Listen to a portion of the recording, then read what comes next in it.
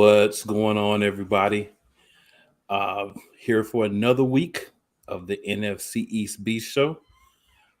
This week we don't have Ben here, but I'm going to do my best to fill in his shoes.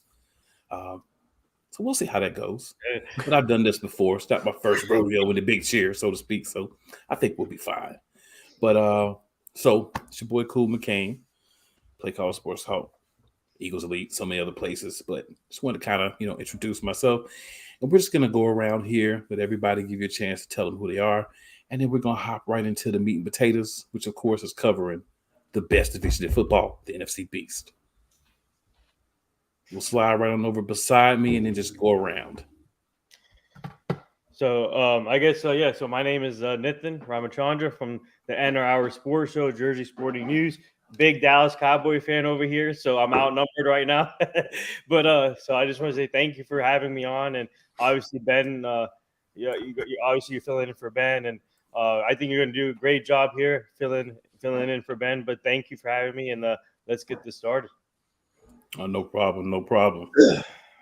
No doubt. So I go by Sam Shady. That's why I'm wearing the LaShawn McCoy jersey. Got to have that on at all times. But anyways, I'm a part of the Shady Sports Network. You can catch us on YouTube, basically everywhere, Twitch, Instagram, all over the place. One man left right between us. Couch. All right. So it's your man, Couch Coach from the Couch Coach Lab podcast, representing the Washington Commanders and also of the Commanders in the Chat podcast. All right. So, gentlemen, let's start off with a little recap of our games last week. Obviously, three of us were involved, in one game. So what I'm going to do is I'm just going to first throw it over here to Couch Coach and just let him give us a little bit of his thoughts on the Eagles Commanders game from this past Sunday.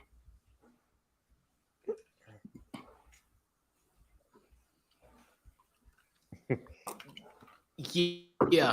Obviously, it was a 24-8 loss by my Washington Commanders to Sam's and Cool's Philadelphia Eagles. It was one of those games where it's almost a microcosm of kind of what happened in Detroit 2 weeks ago, where Philly, got out to a commanding lead, no pun intended. And Washington really never came back in that game. Carson Wentz obviously sacked 9 times, and Mike, Sam, and Cool warned me of these type of games and these type of situations that can transpire with having a Carson Wentz under the center. So I'm the one that's eating crow this week because I preface Carson Wentz as my treasure to their trash. So the 7-step drops, it's got to be eliminated. We've noticed that in this game. Like, hey, 7-step drop should be eliminated out the repertoire. But it was just a game that essentially we were never in, and Philly gave us opportunities in the beginning, but we never took advantage of it. And here we are at the bottom of the NFC East. Well, to be fair, I think the Eagles' offensive line did a pretty solid job of keeping your defensive line in check, and that was a big reason why we were able to find success. I mean, I think that had that fall in the opposite direction, we might be talking about a totally different game right now. But ultimately, it's a situation where our offensive line stepped up, and they were able to keep your defensive line at bay and keep Jalen Hurts staying standing, and he was able to have an efficient day. Yeah. For me, I actually was at the game, so I want to let you guys get an opportunity to kind of, go first before I kind of gave a few of the things I saw. So one of the things that I saw and I noticed was there was a lot of Wentz hate. Early on, it was mostly the Eagles fans, of course, right? But as the game went on, there were two people that Commanders fans were not fond of whatsoever. It's Jack Del Rio and Carson Wentz. I heard there's a guy behind me. He was just yelling like, F you, Jack Del Rio, you're a piece of ass, you're a racist scumbag, and all kinds of stuff. So I'm like, Dad, this Eagles fans is, going in pretty hard on the defensive coordinator. I turn around and it's a Commanders fan. I was like, oh. So it was crazy. And definitely when you looked around the stadium, I wanted to take like a video, but I had some issues with the phone, so I wasn't able to. But when I looked around, saw the video, it was just like almost like a sea of green. There was a whole lot more green in the stadium. So when I'm seeing it, I'm kind of like, man, I felt bad for the Commanders fans because this is supposed to be a home game, and it felt almost like a home game for the Eagles. Glad we got the win. Mm-hmm. But I think when you look at like fan bases, you look at teams, and you say to yourself, one of the things that you have to do to help your team and support your team as a fan is you have to actually go to the games. And I think there's so many things going on with the Commanders. A lot of people hate the name, a lot of issues with the owner, that people are just kind of checked out of actually going and supporting the team. Now I'm not saying that there weren't Commanders fans there, but I'm saying for a home game, it felt reversed. It felt like we were in Philadelphia once you walked into the stadium. So I think that's something that was very interesting in watching the game. Another thing that I thought was very interesting was just the tone of the Commanders bench, because where I was sitting 5 rows back behind the Commanders bench. So we could see the players, we could see the frustration. Wentz did his patented helmet bangs. I told the people around him, I said, look, if he goes over here, he takes both his hands and he slams the helmet down, his face is red, you guys are in trouble. Mm-hmm. After the third series, he did. I said, oh, y'all in trouble. That means his mind's no longer in the game like it should be. And that's pretty much what we've seen from him. I know Sam could attest to this too, when he was with Philadelphia, and it was one of those things that I tried to warn you, Couch Coach. I know you was trying to hope, but I was trying to warn you, man. I didn't want you to have to see it happen this way, but I know who this guy is. So at least against us, we were able to bring out his weaknesses and cause him to play a certain way that was beneficial for us, like you said, the long drops, the different things.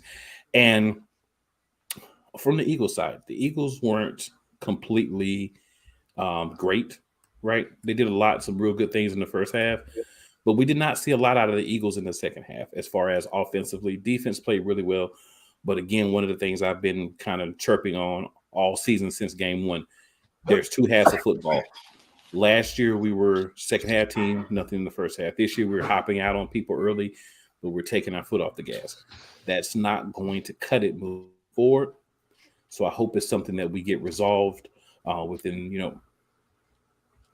hopefully we get it resolved this week. Can't continue to go on that way. It's not going to work. Mm-hmm. So, yeah, I just wanted to give a little insight into, our game, being that I was actually there. But we've been joined as well by Wise. So, Wise, appreciate you being able to hop on with us as well, brother. Oh, yeah. I had to go spend some time with the wife. We just got back in. Oh, it's all love, man. I understand how that goes, brother. Certain things are, have to be done. There's no ifs, ands, or buts about it. So, Nathan, talk to us about your game. Hey, first thing I gotta say, how about them Cowboys? We got a huge win against the New York Giants last week, and the one thing that stood out was our running game. We were able to run the ball in a high efficient level, with Tony Pollard getting 105 yards and Ezekiel Elliott 73 yards.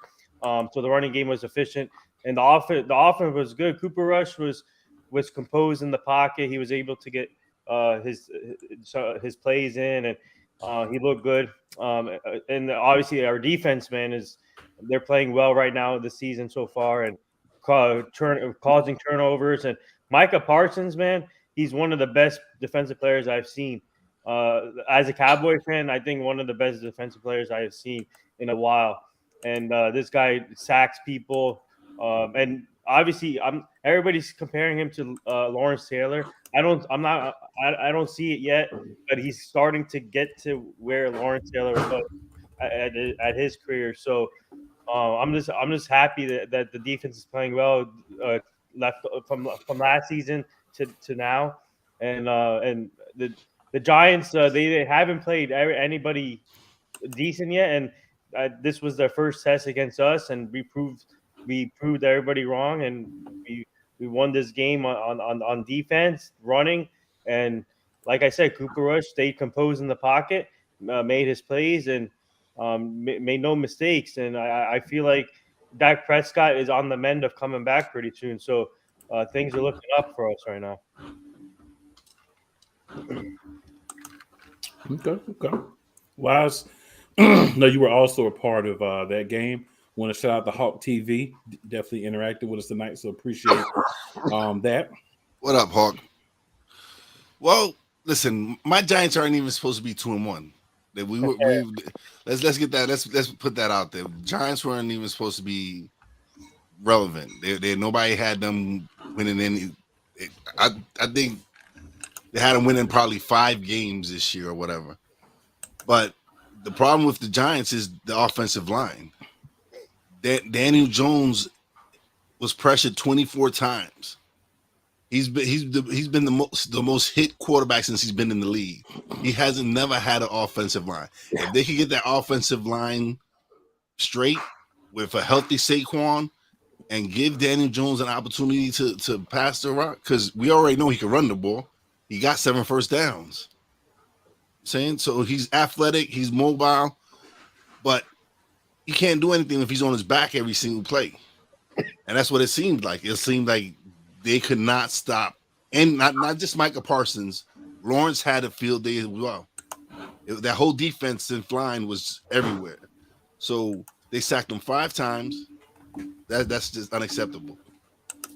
The turnover, I don't really blame him. The receiver fell. Trayvon Diggs picked it, intercepted. Hey, what had me more concerned with him is his fumbles, which he didn't have any this game. As many times he's got hit, he held on to the ball. So, listen, the better team won. My team is still 2-1. We got a shot to go 3-1. It's still early in the season, man. They can celebrate all they want. It's still early in the season. Yeah, that's a fair point. It is early. I appreciate your Hawk TV. Hoping everyone's doing well and tearing with one another. So definitely. For me, man, I was just excited to see 2 NFC Beast matchups. Yeah. Us get a chance to have 2 of the division teams on prime time. Was also excited. I know the game didn't go the way you wanted it to, Wise, but I still feel like the Giants came out of the game looking like a team that actually can win some games. Yeah, I mean, everybody the problem, but that can be rectified. Yeah, no, that's something that it can be worked on. Evan Neal is he's gonna improve. But nobody expected us to hang with Dallas. Nobody expected us to be as good as we are. We still have a long way to go, but we're heading in the right direction with Joe Shane and Brian Nabel. We've actually finally turned this team around. Like David Gettleman I had no faith in that David Gettleman when he was the GM whatsoever. Then you hire Ben McAdoo, whatever the hell his name, and then after that you hire a special teams coach as your head coach. Right. No disrespect to the special teams coach, but not everybody can do it. John Harbaugh. Yeah. Not everybody can do that. So I don't know. I don't know if what they were thinking when they hired Joe Judge, but I feel like this new regime is headed in the right direction. Yeah, that's definitely, how you want to feel about the team. Nathan, quick question for you. I know you mentioned earlier that you guys have been, running the ball a little bit more this past week. Do you feel like that's something that's going to continue even when Dak gets back? Do you trust your offensive coordinator, your head coach, to continue to do that? What do you think is going to happen with that? Yeah, that's a good question. I think, obviously, I think Cooper Rush is going to play tomorrow. I don't see Dak playing tomorrow, obviously. So I think Kellen Moore is going to continue going with the same. Obviously, they could change the game plan a little bit here. But I think that we're going to see a lot more running this week against Washington. It's all about time control, right? So I can see us running the ball with Tony Pollard and Zeke combined, like what they did against the Giants. And I can see Cooper Rush throwing the ball multiple times too.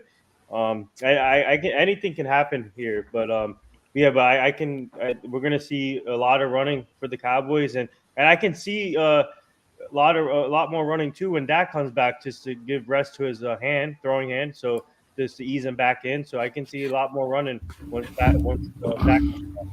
So. Yeah.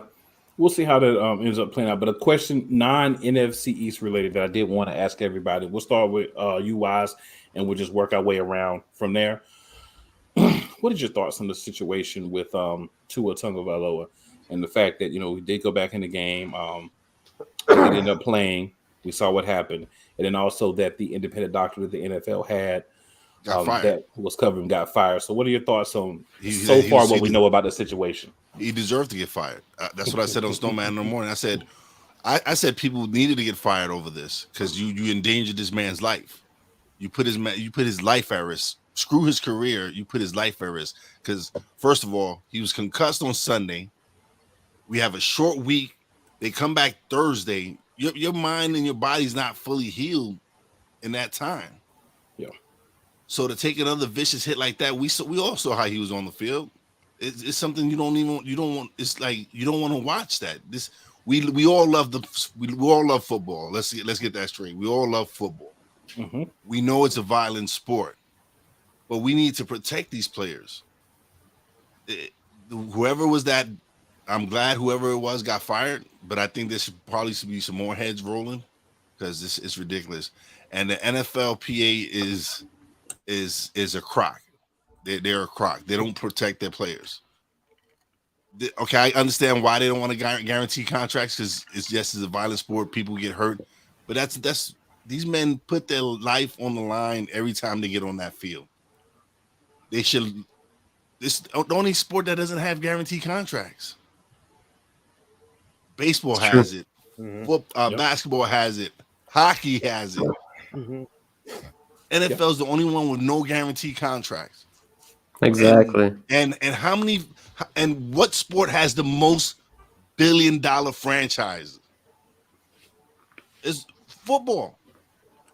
Football has the most franchise worth $1 billion or more because it is the most popular sport in this country. 100%. Just to expound on that a little bit, I don't think that he's going to be the only person to end up being fired, but I also don't think they're firing the right people, so to speak. I think this problem goes a lot deeper than just the medical staffs. I think it's the way they're being taught by the NFL to evaluate concussions. I think it's the way that they're biased against certain players who get injured. If it's a quarterback and it's a prominent quarterback, there's a good chance we're seeing that guy go back out on the field, and Tua is a perfect example of that. If it's a guy who's a backup, chances are they're pulling him out, and it's no questions about it. So I think there's a lot of bias in it, and that should never have been involved. I don't care if the player is a starting caliber player or, your third string punter. At the end of the day, if he's got a concussion, it's not safe for him to be on the field. I agree with you 100%. It was just and me personally, I don't think he should step on the field again this year. No, I agree.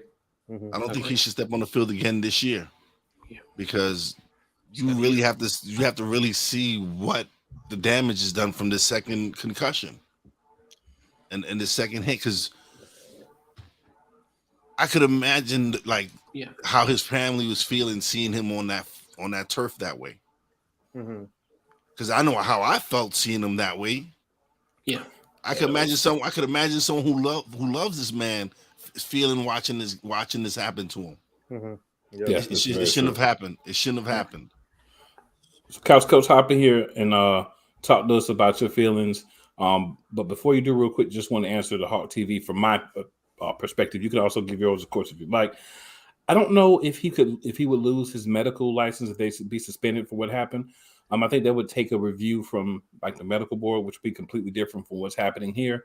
But I think there should be some sort of punishment towards the doctor that got fired because of what he did or didn't do. Yeah.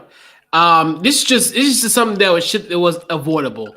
Obviously, you think about the Sunday hit. We knew, and it's crazy because obviously I was watching the Philly versus Washington game, and I seen the hit, and I seen obviously him, struggling to keep his balance because his equilibrium was off.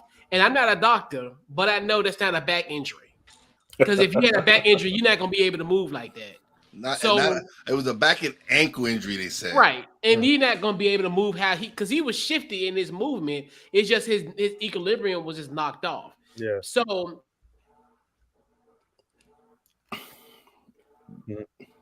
then I'm thinking to myself, okay, he's out all game. I'm like, how is that even possible?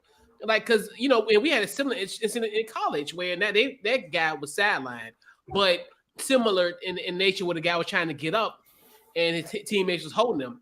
And that's why I was like, because even going into the preview and the matchup for Thursday night, I like, well, Tua's not going to play because look at what happened to him in that second quarter. And lo and behold, he plays. And I'm like, and then the injury itself, because people don't realize that was a long time he was on the ground. 13 minutes, wasn't it? Yes, It was like 13 minutes. yes. And then the fact of his fingers moving, his fingers his fingers were more in a normal position, So that's another thing where you're like, and like you said, he needs to be sidelined because obviously a third hit, that could be a potential a career ender. Yes. Like, so to me, that's, and then my thing is this, and like you said, Wise, the PA is a crock and they full of stuff, but guess what? This is something that the players need to fight for. This is at the end of the day, this is about your livelihood.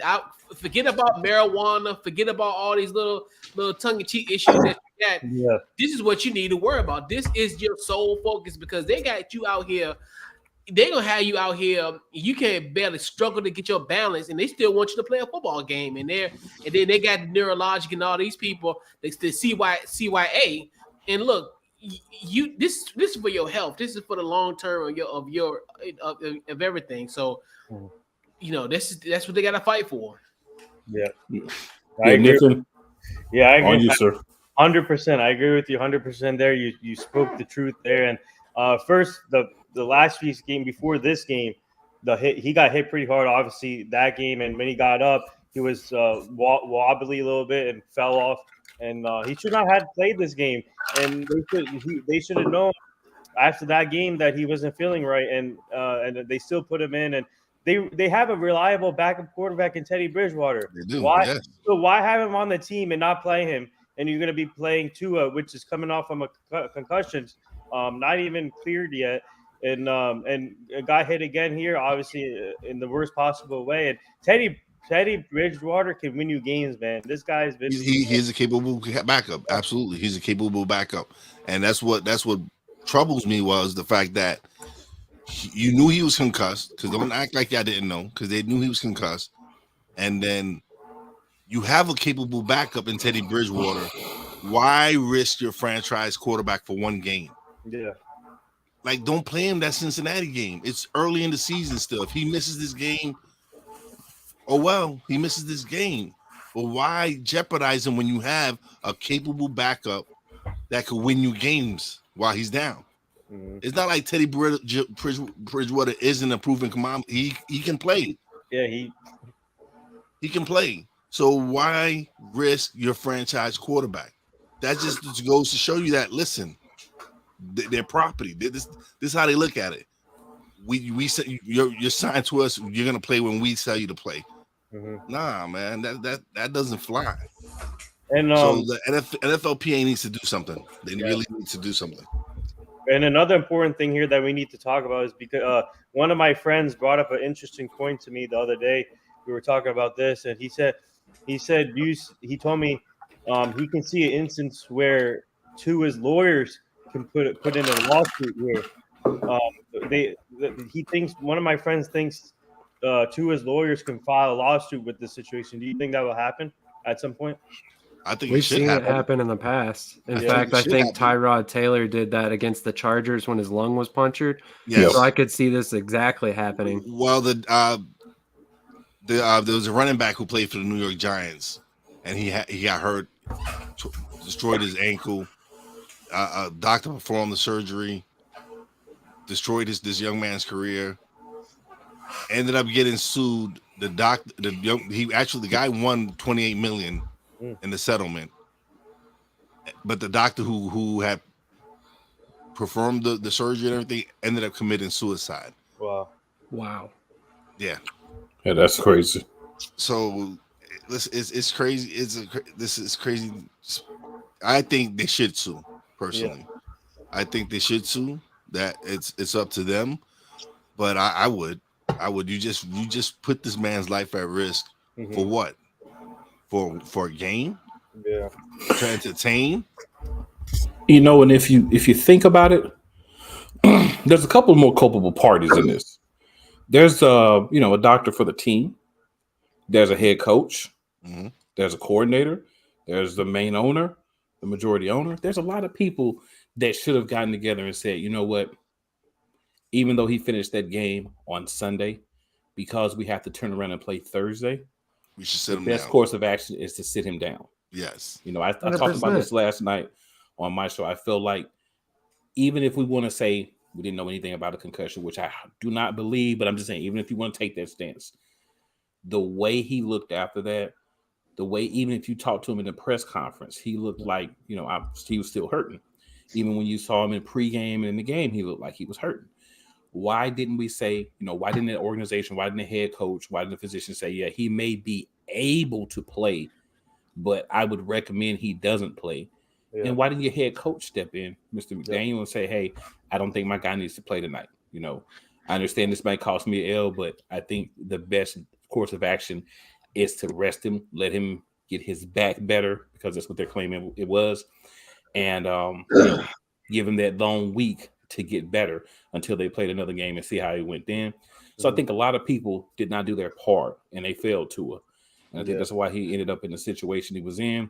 And if he does, lawsuit does come out, I think there may be quite a few names on that lawsuit. We know the NFL will pay money to get things slid to the side, just like the case in Houston. Yeah. Speaking of which, I mean, with this being Miami in particular, how bad does this make them look, along with the Brian Flores situation a couple seasons ago?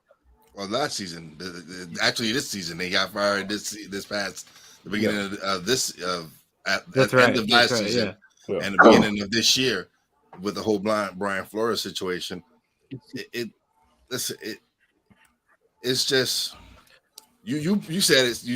You actually said, Sam, on Snowman in the Morning, that he should have, being a short week, they should have sat him. You actually said it on Friday. He was like, they should have sat him down. It shouldn't have happened. But again, it's just crazy that they allowed him to play. It just is sad, because now this just truly shows you that they don't care about players. Mm-hmm. They care about who can come and perform for them, and who can make them that money. I don't want to hear anything about the guy wants to play or any of that mess, because of course he wants to play. That's why you have a staff and other people to say, "Nah, let's take your helmet. You go sit down." Yeah, take his helmet. Whatever you gotta do, take his helmet, take his pads, whatever you have to do. And to your enforce them, and almost to your point, cool. Where I think it comes to your point where they do have these independent doctors to cover themselves, so they won't be negligent in it. Because and you bring up a good point, because I really kind of haven't touched that angle. Because you think about it, when it comes to coaching and all that type of stuff, you find little things, little nicks and crannies, and little cadences of a quarterback. So this isn't something that you aren't going to ignore. You're going to see your quarterback. This isn't a situation where it's just like, all of a sudden, we didn't see that.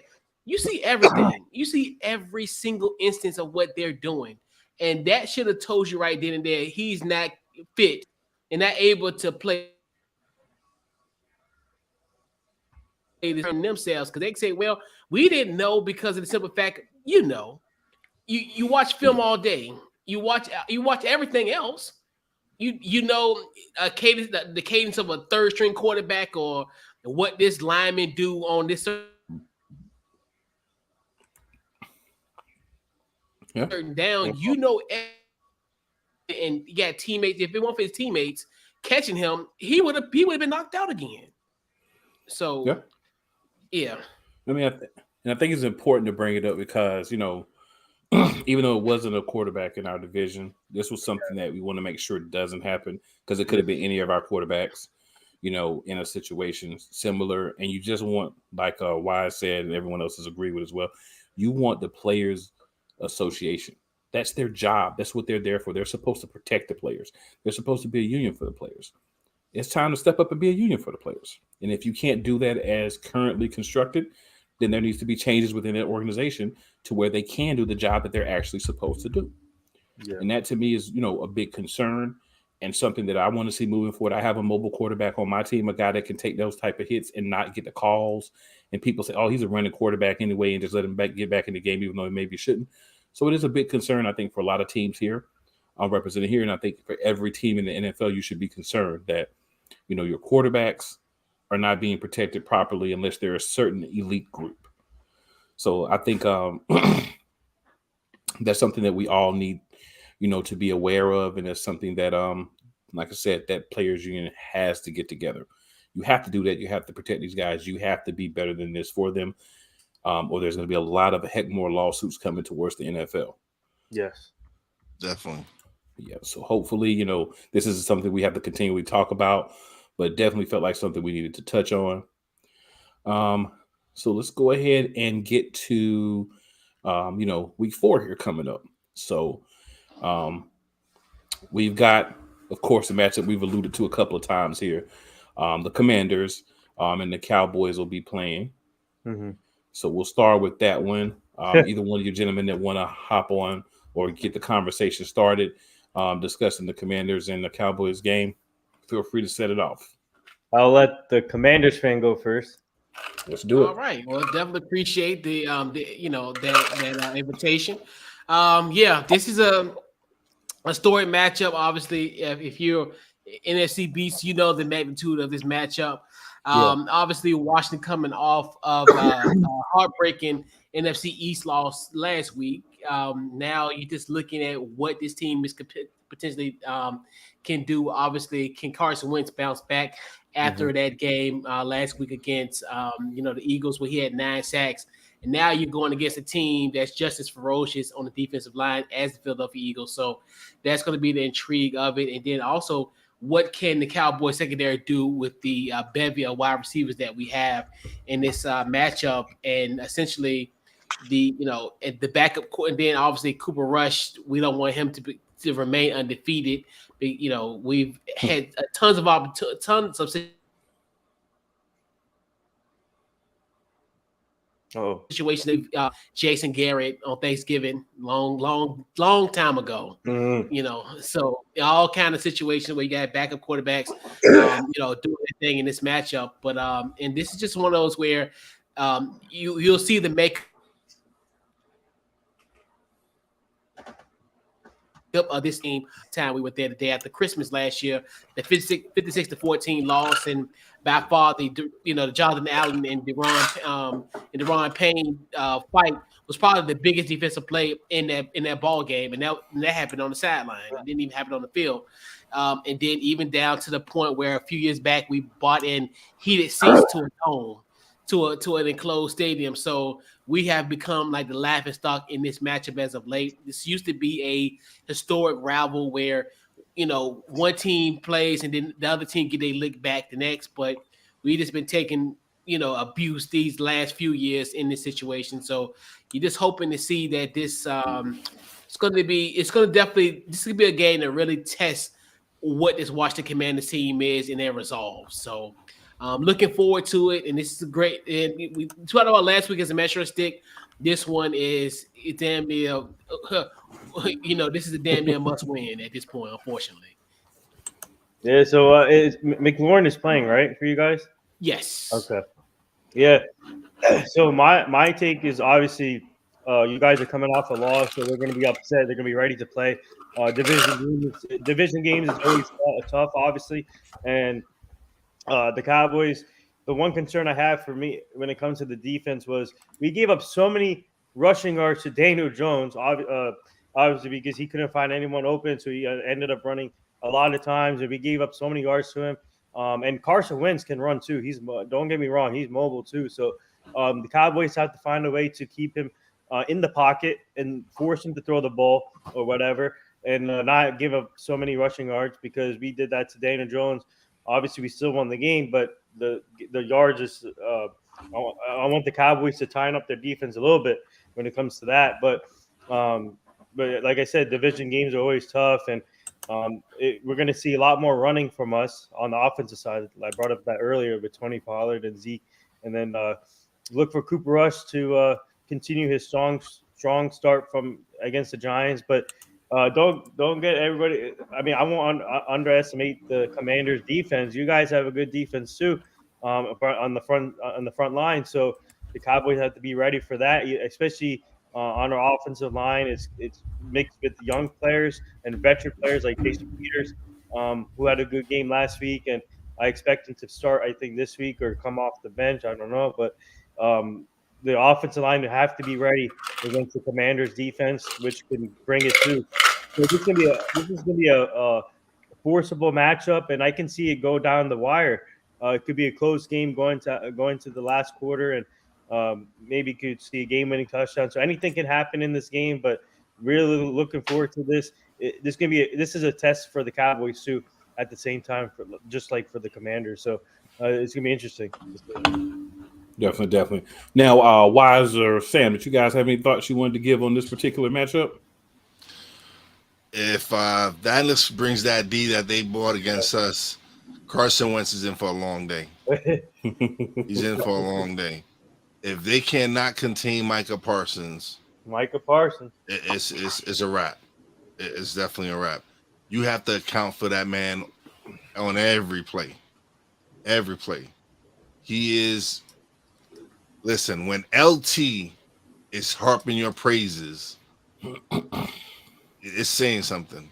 When the great Lawrence Taylor is saying, this kid is special, yeah, it's a sign, man. And he's just showing it. Second year, and to me, he's the best linebacker in football. Yep. Best linebacker in football. There's no Von Miller might be a close second, but he is the best linebacker in football. Yeah. It's hard to argue that, but with the offensive line struggles on Dallas's side and a young quarterback, I'd be very scared of the Washington matchup. That defensive line is ferocious. I've talked about it before on this show. I'm going to talk about it again. I mean, you got Daron Payne, Jonathan Allen, Montez Sweat, and Chase Allen. That line is scary good. And if you can get pressure up the gut in Cooper Rush's face, it's going to be a long day for Dallas, not Washington. So this is going to be a closer game than I think a lot of people think. I've been saying that with Washington all along because I am a huge fan of that defense. I think basically Carson Wentz just needs to limit mistakes, and he's going to get a lot of victories this season. Fair enough. So we'll move on to the next matchup, and that would be the Chicago Bears visiting Wise's New York Football Giants. So Wise, talk to us about this matchup and what do you think is going to happen? Listen,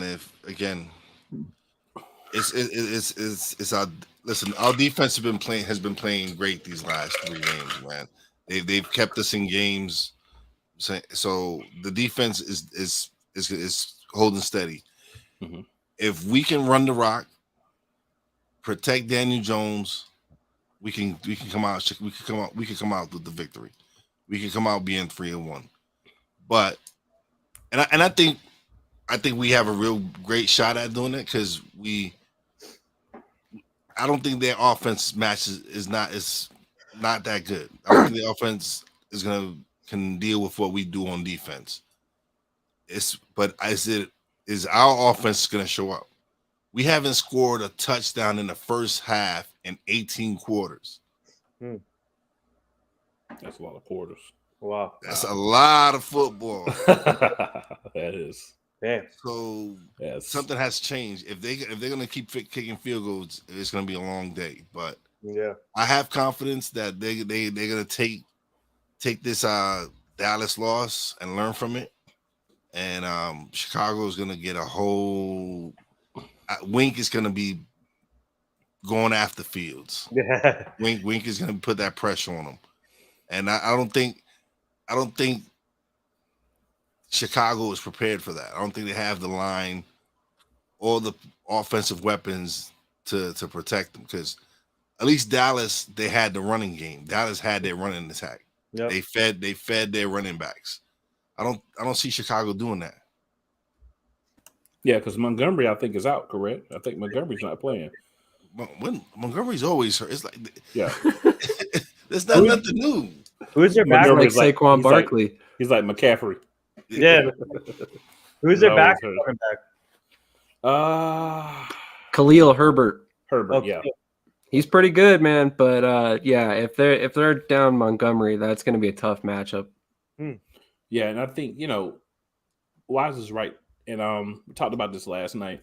The thing with Chicago for me is a young quarterback, not that great of a line. No. You've got a running back. You don't really have a lot of great offensive weapons. Kyle Kmet is an okay tight end. He's not a guy that, you feel like is going to bust into the top 10 of tight ends, but he's pretty decent. You've got Mooney, but then what else do you have? That's the thing. Like, to beat a team like the Giants, to me, you have to have weapons, right? You have to be able to force their defense to focus on multiple people. If you can limit the run, you can stop Mooney from really making the big plays. Does Chicago really have a chance? And to me, I say I don't think so. And I'm not saying that, the Giants are a great team. I'm not saying it just because they're in the NFC East or whatever. But I think this is a game that they should win, and I think they will win. Yeah, and just to piggy off of that, the Bears. Whoever thought the Bears would start 2-1 this season, right? This is like the most surprising team in my opinion right now. They can beat, obviously the their offense is limited, but they can beat you on defense. I like their defense, and they can beat you multiple ways. And the Bears are always known for their defense. Even the back when they had Urlacher, Lance Briggs back in the day, the Bears are always known for their defense. And this defense is ferocious. And Matt Eberflus, obviously a defensive-minded coach, coming from Dallas, and now he's a heck of a coach now, head coach. But look for the Bears. If the Bears are going to win this game, they have to obviously force turnovers against the Giants on the defensive side and try to score points when possible when you guys have the ball. But I can. This is up for grabs for the Giants. This is a winnable game for the Giants, and coming off a loss against us, I expect the Giants to play much better and try and get this win against Chicago. But anything can happen. But the Bears defense could be a big factor here, in my opinion. Great pick, definitely. I think. Yep. Yeah. All right. If no one else has any thoughts on this game, we'll go ahead and head to the Jacksonville Jaguars visiting the Philadelphia Eagles. And Sam, I'm going to let you start this one off, sir. This one's going to be a fun game. Obviously, Doug Peterson's first time back in Philadelphia since becoming a head coach in Jacksonville. So that in itself is a storyline to watch. But with that being said, Doug Peterson turned this Jacksonville team around immediately. They're already 2-1. They're spreading the ball around to many different playmakers. There's the same thing in the run game. They got James Robinson as well as Travis Etienne. Both of those guys are tearing it up. But with that being said, I believe that Philadelphia might be the defense to put a stop to their run game. If we can stifle the run with James Robinson and Travis Etienne, none of their offensive weapons scares me. Christian Kirk is nothing more than a slot receiver. Zay Jones is a number 3 at best. Marvin Jones, he's getting up there. He's a solid receiver, but again, a number 2 at best. So Evan Ingram, same thing. I mean, really, if you stop that run game, I would go ahead and say, come on and beat me, Trevor Lawrence, because I don't think he's going to be able to do it. Yeah, I mean, I definitely agree. I mean, you said a lot that needs to be said about the actual game itself. So I'll just say definitely agree with those comments. I think a lot of people talked about what will happen with Doug Peterson. I think Doug Peterson will get a standing ovation at first. And then as the game goes on, he'll get booed like everybody else that's on the other sideline. He has a statue outside. That's cool. That's great. That's wonderful. But he's no longer affiliated with the Philadelphia Eagles organization. So, one of the things about Eagles fans, me and Sam know this, of course, I'm sure most other people do, we'll throw batteries at Santa Claus. So you think we're really going to show our ex-coach a whole lot of love? I don't really think so. As far as the game, I think that we're going to be able to press their defense with the plethora of weapons that we have.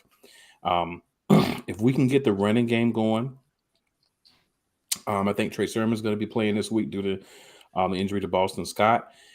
He may give us what we've been missing. The one thing that I've said we've been missing, and this was said by Key on my Eagles Elite show, is we need a bowling ball with legs. We need a big guy that can get the ball and just go downfield. I don't know why we thought Boston Scott would be the guy to take the ball. We're on the 1 yard line and run with. We don't really have a back for that. So I think that if Trey Sermon can show us something, this may be his opportunity to find a spot on that roster. But I think Jacksonville is going to challenge us. I think a lot of people are saying either, oh, Jacksonville's real and Philadelphia doesn't really have a chance, or Philadelphia is, the best team in the league. They're going to run over Jacksonville. I think both sides of that are really ridiculous. I think we're looking more at a tight game here. Philadelphia has the experience.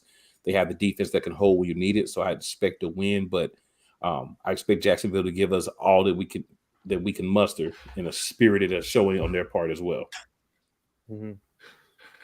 Agreed. For me, I'm really looking forward to seeing the quarterback matchup. Trevor Lawrence and Jalen Hurts. I think this can be exciting. Two young quarterbacks. This gives Jalen Hurts a chance to prove everybody wrong who's the top quarterback right now in the NFL. And obviously, Jalen Hurts has been playing well for you guys, and I expect him to continue his strong season.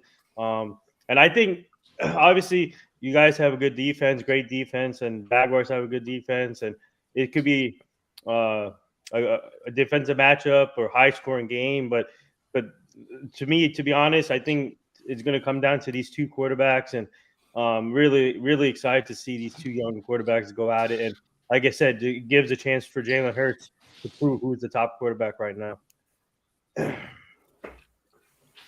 Yeah, this is gonna be interesting. Obviously, but I don't think as far as the whole Doug Peterson reception.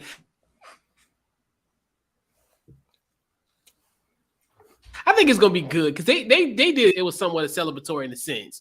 So I think that, and then the biggest concern I think with Philly in a sense is, and I even said this about our matchup last week, where once you guys get to a point where you guys can score consistently instead of being in spurts, that's going to be the scary thing about it. And that's so like even I said last week, where we haven't even seen the best of the Philadelphia Eagles at this point. Like this is pretty much like a once they get themselves together as far as offensively, it's going to be a problem. And this is where and I think in the same thing go for Jacksonville, where I think Jacksonville's now finding ways to win football games. I think even in that game against the Chargers, that was, to me, like, for them to put up 38 points was something that I was definitely surprised they was able to do and put up those points. So, and like you said, the good quarterback matchup with these two young quarterbacks, obviously, is I guess you could say Alabama, Clemson, or type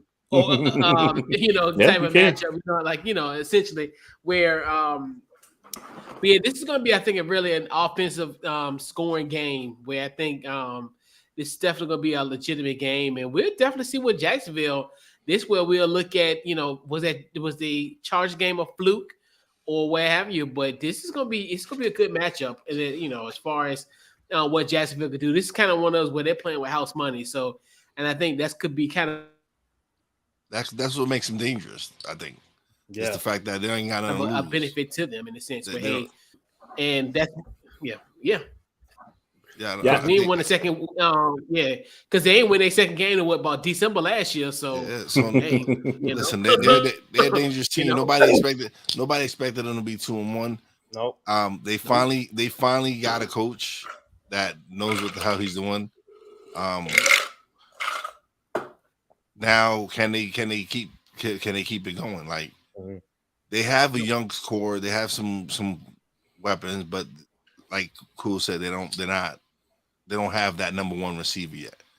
I'm saying they don't have that receiver that'll you have to double team them and then they'll open it up for everyone else. They don't have that receiver yet.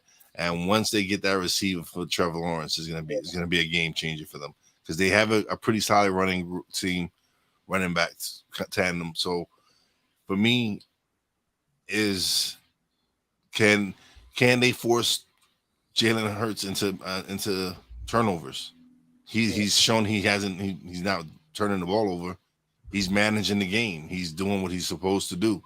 So if they can't put pressure on him and force him to make turnovers, force him to make mistakes, Philly will be going 4-0. Agreed. Yeah, and the thing to me with this game is it's a catch-22 for the Eagles. And this is a similar situation to the Cowboys game. These are two games that are catch-22s, right? So for the Eagles, if we win, it's another team that wasn't that good that you were able to beat and blah, blah, blah. You still haven't shown us anything. Jalen Hurts is just beating up on bad teams, blase, blase. If we lose the game, Jacksonville's a good team. I knew once they came up against a good team that we're going to see something different from the Eagles. And it may not be Hurts, it just maybe the team as a whole. He can still do what he needs to do. Maybe the defense doesn't play as well. Maybe a special teams botch, maybe a bad play call, a fumble, whatever. But I think that's the situation where I see, Dallas in a similar situation from the standpoint of you're playing the Commanders. The Eagles just spanked them thoroughly. So if you go out there and you lose to this team, and not saying that it can't happen, but if you go out there you lose to this team, then we know who Cooper Rush was, and the play calling's bad, and everything that's been said negative will come flashing back. So it's kind of it's a tough situation to be in. You have to be mentally prepared for it. I'm not going to try to speak on behalf of Dallas on how they'll handle it, but I'll say from the Philadelphia perspective, I think that the main thing is handle it. Go in on it, get up early, but keep your foot on their throat. Do not let up this game. If we get up 24-0, who cares? Keep playing like we're down 24-0. Yeah. I need to see a complete game, and I'd love to see that against Doug Peterson and his team. Yeah. Don't stop, definitely. Eagles. Biggest complaint. Don't stop. I have a question for both Cool and Sam. Sure. Would you say would you say that your secondary when it comes to James Bradbury, Darius Slay, and Sauce, what's his name? The guy you got from the Saints or Garner? Chauncey Gardner-Johnson. Chauncey Garner. Yeah. So would you say would you compare it to the Seattle Seahawks Legion of Boom, or is it too early to say? I think it's a totally different scheme. But I mean, in terms of overall talent, absolutely. In fact, I think that Chauncey Gardner-Johnson move was huge. I said it on Facebook. I don't know if you guys all follow me, but I think he's going to end up being the MVP of the defense for this season. I think he's just so versatile, and all the different things he can do allows Gannon to play more base defense. So because of that, and the fact that we have two legit outside corners and a very great nickel corner in Avonte Maddox, our defense is better than it's ever been in the secondary, at least in the last probably 10 years. Yeah, and we'll be missing Avonte Maddox this week, so that could that could be a situation. But I think we have enough other guys that we'll be able to get over on that. But yeah, I think, like Sam was saying, but I think talent-wise, definitely in the same stratosphere. Slay has been a top corner, pretty much his whole career. Like last year, the stats may have not been the same, but he's not being thrown to like he was earlier in his career. People just stay away from him because you've always had a corner on the other side that you could kind of pick on. You've had linebacker, safeties, different matchups that you could pick on. So you didn't really have to challenge him too very much unless you had one of those big dominant receivers. I think bringing in Bradbury was huge because it solidifies the other side. And not saying that Bradbury is a top 10 corner, but I think this is one of your best duos because there's not a lot of drop off from Slay to Bradbury. So when you're game planning for the team, you're not able to say, well, we can stay away from Slay because we can go to Bradbury's side, or we can stay away from Bradbury because we can go to Slay's side. And one thing that I talked about a lot in the preseason and the off season when they had all OTAs and everything, you have AJ Brown and Devontae Smith able to go up every practice against guys like James Bradbury and Darius Slay, right? So you have top corners guarding your top receivers every day in practice. They're fighting, they're arguing, they're pushing, they're playing like it's midseason. So that's something that helps the corners be better. It helps the wide receivers become better players as well. So I've seen a lot of Slay and Bradbury kind of sticking together, hanging together. I've seen a lot of AJ Smith. AJ Brown and Devontae Smith. I made it one person hanging together as well. So I think that the camaraderie is there as well. Yeah. They like each other. They like playing together. They clown each other. They all love the whole Batman thing, and AJ Brown swole Batman, and Jason Kelsey wants to be Fat Batman, and then you got Devontae Smith, the skinny Batman. So it's great, man. It's just like the camaraderie, I think, and the talent is what makes this, not just that secondary, which was your question, but like the team. It's just great camaraderie all together. So I think that's something that, if it holds, if we can continue to flow that, we're going to be a problem once the postseason comes. But we'll see if everybody can stay healthy and we can continue to play the level we're playing at now or progress even more. Interesting. I've got one question before we get out of here. I'm curious of your guys' opinion of Doug Peterson overall. I mean, towards the end in Philadelphia, it kind of got ugly there, which is why he's now in Jacksonville. But now it looks like in Jacksonville, he's got that team turned around pretty quick. I mean, do you think he's a legit coach, or was it just a one-season wonder? Oh, I think he's a legit coach. I think he's a right fit for the Jaguars. And like the Cool said, the Jaguars finally found the right coach. And I think this guy, he won a Super Bowl with you guys, obviously in Philly, and he brings that winning mentality to this young Jaguars team. And Trevor Lawrence needed a coach like this, and he finally got one. So I think him and Trevor Lawrence will mesh well together, and so far it's working. So eventually, I don't see them as a Super Bowl team right now, but maybe in the next 2 to 3 years, once they get that number one receiver or more talent around Trevor Lawrence, then they'll be a force in this league. And Doug Peterson, perfect fit for this type of team, in my opinion. Definitely. Yeah, I'd say the same thing. Especially for a young quarterback, the development got a guy that hasn't gotten to the point where he's kind of the star yet, but he's developing, he's learning, he's building, he's making him help mold him into that guy. I think that's where Peterson excels at, right? So I think that good coach for this team. The problem he had in Philadelphia late in the run, and Sam, I'm sure you're aware of this as well, was he wanted certain people to have positions on the staff, as well as they were doing a lot of coddling him in a way he didn't want, as far as who should be on the active roster and different things. And it seems like the teams learned not to do that, and they're kind of letting our coach now kind of do his own thing. But I think Peterson, he did what he did. Definitely appreciate it. But at the end of the day, you're no longer here, so there's only so much love I could give you. But I think he is a good coach, and I think he has a long NFL career. But I think if you bring him in a situation where there's a veteran quarterback, I don't think he's going to do as well. I think he's better for the guy that he comes up with. He helps make better. And then once they get to that point, then he may be able to work with him continuously, but you wouldn't bring him in for a guy that's already established. Okay. Yeah, I think he's a great coach. Obviously, I think just considering the fact of what he did in Philly, because I think, people fail to realize like Philly was a team that was, always kind of get at a point where they were Super Bowl caliber at times, but Andy Reid just can never get them over the hump. But with him being there and Jacksonville, like you said, he brings credibility to that franchise where he can go there and actually like establish his path, and he could be, because he can command that respect, because obviously he's a Super Bowl winning head coach. He's the perfect coach for like you said, like for a Trevor Lawrence. You have an adult in the room, so at the game like a homecoming game with all him coming back home, the emotions. Guess what? Guess what he gonna do? He gonna fly back with the team. He ain't gonna stay back in Philadelphia and go to a bar on Monday and be and mingling with illicit with activities with the young ladies in the establishment. they have an adult at the head coaching position, and that's what they needed. And they got a bevy of talent. So yeah, definitely, I would agree. I think he's an excellent coach. He's not Urban Meyer. That's what I have to say. Is like the fact that he's a hell of a coach. He led Philly to the Super Bowl. I think they did the right thing by hiring him. And then they got Doug Marrone as he's the defense coordinator.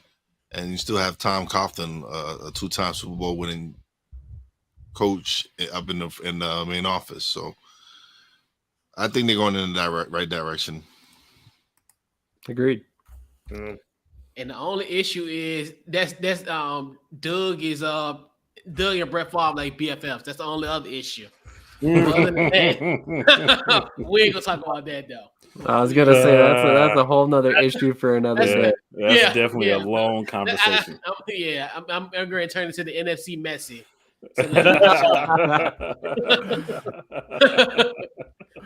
You guys want a college football update real quick? We got let's go for it. We got an upset alert. It's only the third quarter, but Missouri's up 19-12 against Georgia right now. Okay. Interesting. That could be a very juicy thing come tomorrow to be talked about. Yes. Nice. We'll see how that's definitely works out. Yeah, that'd be interesting, like you said, if they do pull off, especially the number one team in the country, you know. The fight. We lost you for a minute, Couch. Michael Sam's, some Missouri. Who else?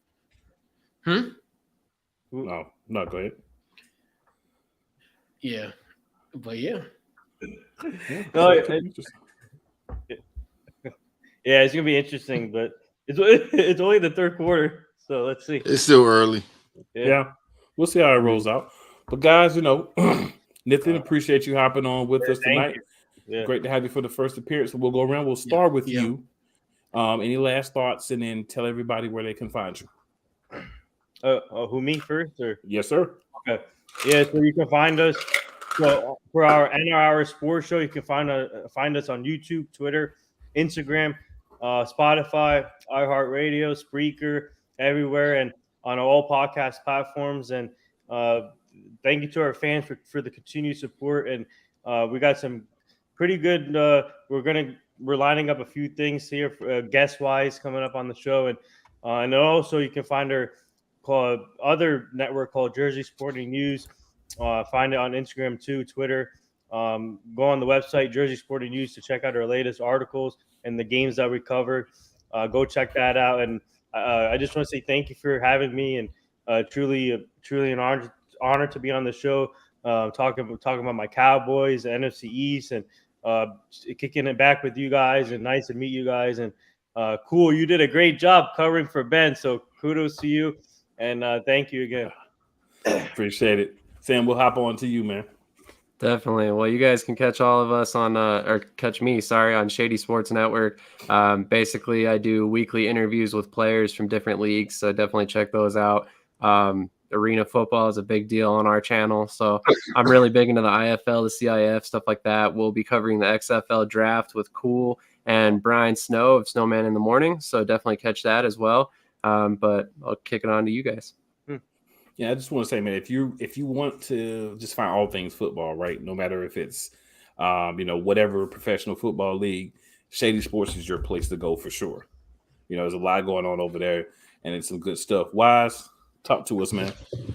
You can catch me on Stuck in My Mind podcast on all major platforms. I'm live Monday, Tuesday, Wednesdays on YouTube, Facebook, Twitch.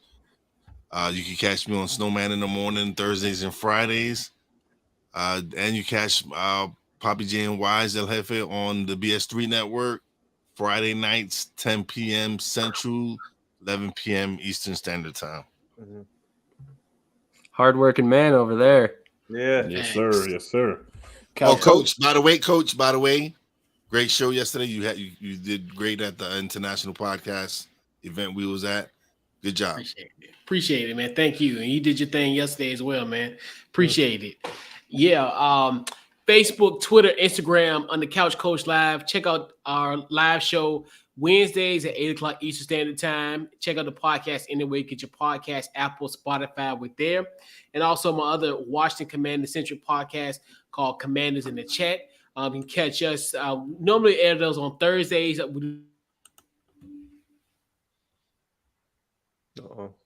Do the preview on Thursdays, 8:00 Eastern Standard Time. Generally, following the Washington Commanders win, loss, or tie, will be there as well. So definitely, that's what I got for tonight. Definitely, once again, great to be around my NFC East brethren. Once again, yes, sir. Yes, so first, want to shout out Ben and the BS3 Network. Big shout We're out to streaming Ben. live Yep. from their platform, so appreciate that. A lot of Yes. great shows on the BS3 network, so make sure you check all those shows out when you get an opportunity to. If you got the Roku stick, make sure you check them out there as well. Download the BS3 network. Yeah, Yes. download that BS3 network app. So Wise and Couch Coach didn't mention this, so I'm gonna go ahead and mention it. On Tuesday nights at 9 p.m. Eastern Standard Time. They're both guests on the Play Callers Presents the NFL Matchup Madness. Catch that live on playcallersportstalk.com/live.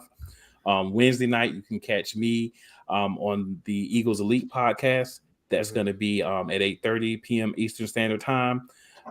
You can find it on the simplest way, playcallersportstalk.com/Eagles Elite. New link we set up just to make things easy, crisp, and clean. Also, you can catch me Friday nights on the Play Caller Sports Talk show. Again, that's on playcallersportstalk.com/live at 10 p.m. On 10 p.m. Eastern. Of course, all these times are Eastern, 10 p.m. Eastern on Friday nights.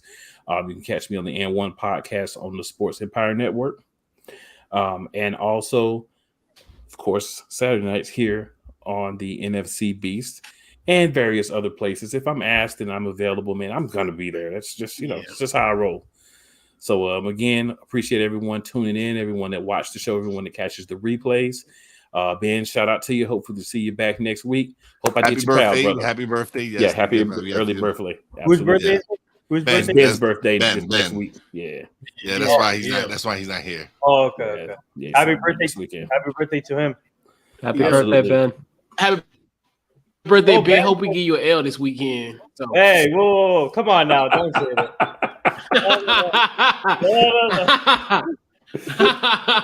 He I feel like slid that was it a in the perfect end. way to end this. Yeah, he slid it in Oh, real no. nice at the end. But all That right, was everybody, perfect. we'll see you back next week. Yeah, Have a good weekend, guys. Birthday, Ben.